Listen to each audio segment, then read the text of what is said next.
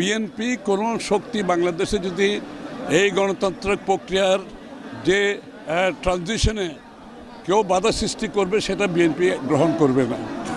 এবং বিএনপির সংগ্রাম হচ্ছে জনগণের ভোটে নির্বাচিত সংসদ সরকার, যারা জনগণের প্রতিনিধিত্ব করে, যারা জনগণের চাহিদা আকাঙ্ক্ষা ইচ্ছা ভাবনার পরিপূরণ করে। এই গণতান্ত্রিক প্রক্রিয়ার বাইরে বিএনপির কোনো রাজনীতি নাই। সুতরাং আর কোনো শক্তি, শেখ হাসিনা একভাবে ক্ষমতা দখল করেছে আর থেকেছে, আর কোনো শক্তি যদি অন্য প্রক্রিয়ায় ক্ষমতায় যাওয়ার এবং দখল করার চেষ্টা করে, বিএনপি সেটা গ্রহণ করবে না। বাংলাদেশের মানুষ সেটা গ্রহণ করবে না। বাংলাদেশের গণতন্ত্রকামী মানুষ সেটা গ্রহণ করবে না।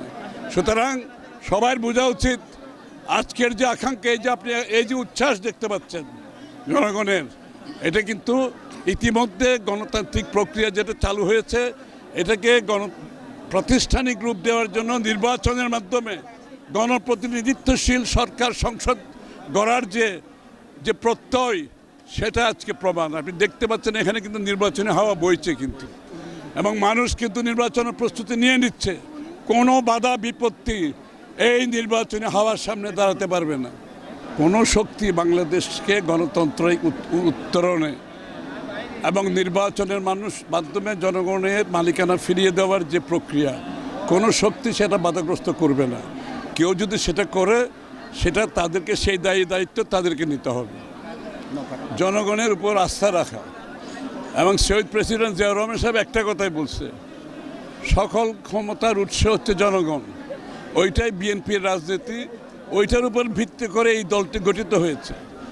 অর্থাৎ জনগণের, বাংলাদেশের মানুষ যারা জনগণ, তাদের উপর আস্থা রেখে তাদের সঙ্গে নিয়ে রাজনীতি, সেই রাজনীতি বিএনপি অব্যাহত রাখবে। গণতন্ত্রের সংগ্রামে শহীদ প্রেসিডেন্ট জিয়াউর রহমান সাহেব একদলীয় শাসন থেকে বহুদলীয় গণতন্ত্র করেছেন। বেগম খালেদা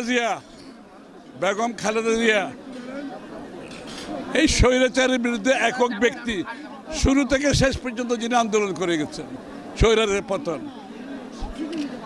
বেগম খালেদা জিয়া দীর্ঘ আন্দোলন করেছে এই স্বৈরশাসক হাসিনার বিরুদ্ধে, দীর্ঘ 16 বছর ধরে আন্দোলন করে গেছেন আমাদের সকলকে নিয়ে। তারেক রহমান সাহেব সেই আন্দোলনের নেতৃত্ব দিয়ে সফলভাবে এই স্বৈরাচারের পতন ঘটানো হয়েছে। বিএনপির সংগ্রাম গণতন্ত্রের জন্য অব্যাহত আছে। এই মানুষগুলো আজকে খাঁটি সোনায় পরিণত হয়েছে। তারাই আজকে এসেছে, তারাই আগামী দিনের গণতন্ত্রের লড়াইয়ে সবাই আমরা একসাথে নামবো ইনশাআল্লাহ। আমাদের আন্দোলনের নিশ্চয় এই যে হাজার হাজার মানুষ, এরা কিন্তু রাস্তায় থেকেছে। এরা আমাদের প্রিয় নেতা ডক্টর সাদাত হোসেন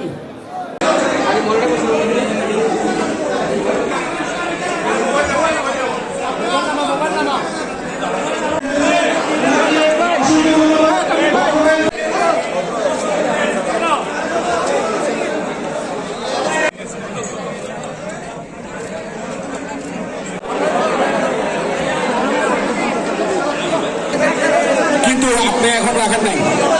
আজকে ঈদের দিনে আপনাকে